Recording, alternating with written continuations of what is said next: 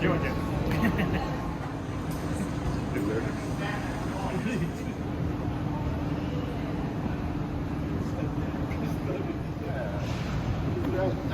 Thanks guys, have a great day. I wish to pay my respects to First Nation, elders past, present and those emerging. I'm standing on Aboriginal land, which always was, always will be, never ceded First Nation land.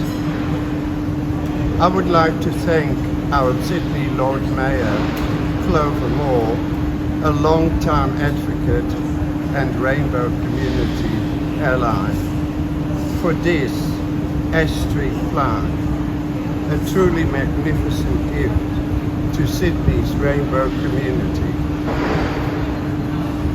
I also want to thank Sydney City Council for their support with this project. And last but not least, a big heartfelt thank you to Eva Rodriguez Riestra. Without her tireless work, my dream of having this plaque here would have never come true.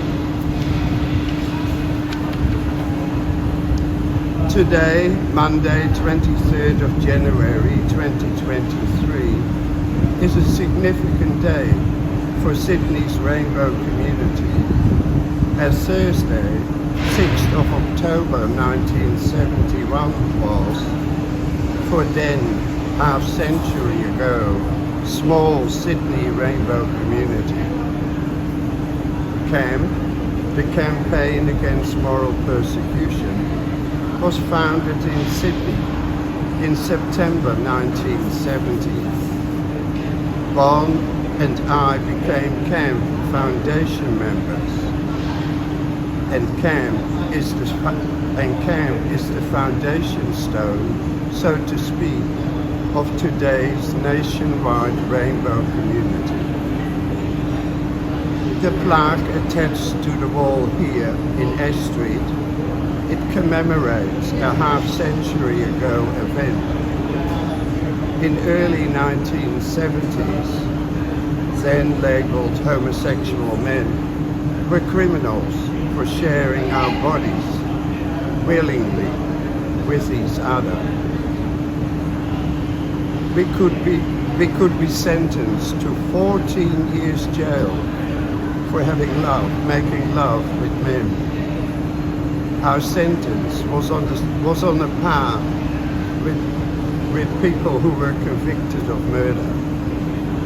Therefore, decriminalization of homosexuality was the most urgent issue to be resolved.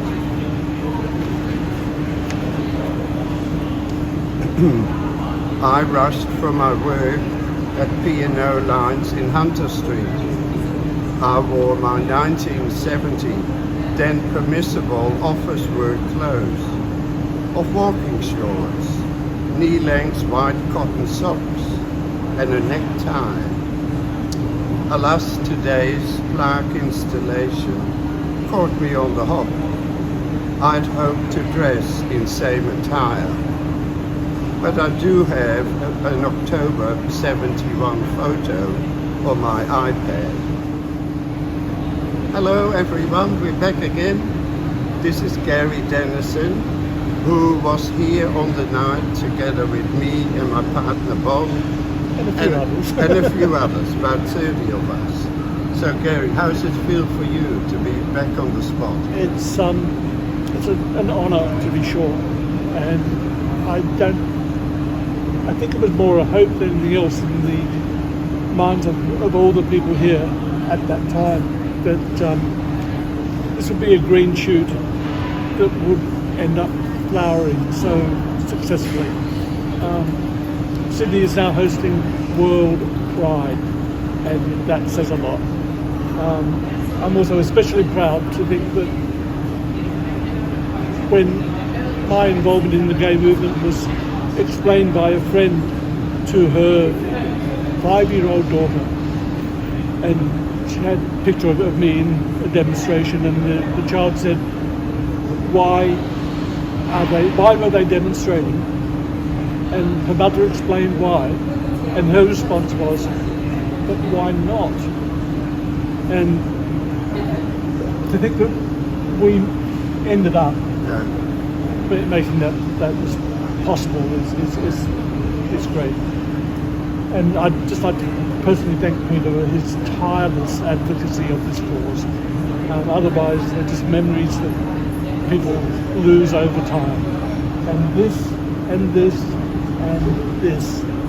is a testament to the fact that memories can be made real. Thank you. Now in the photo you see Gary on the left holding the Queen banner. I'm on the right with my long white socks and my tie, and as you can see, long sideburns, which were also very fashionable.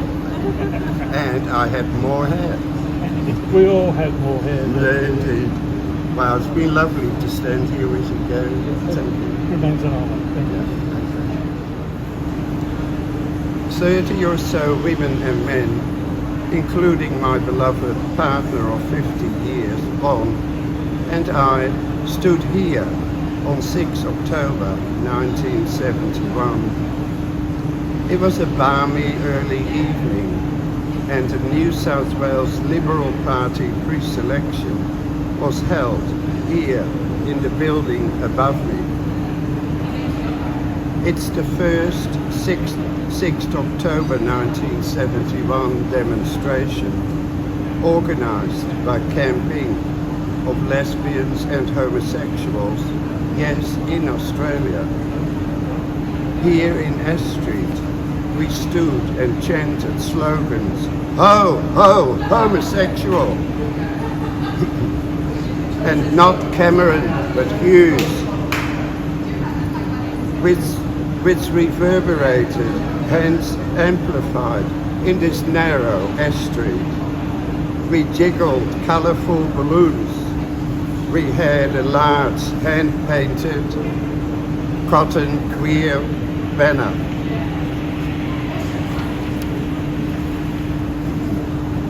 We moved our handmade placards swiftly up and down, attracting attention from passing by, pre-selecting delegates.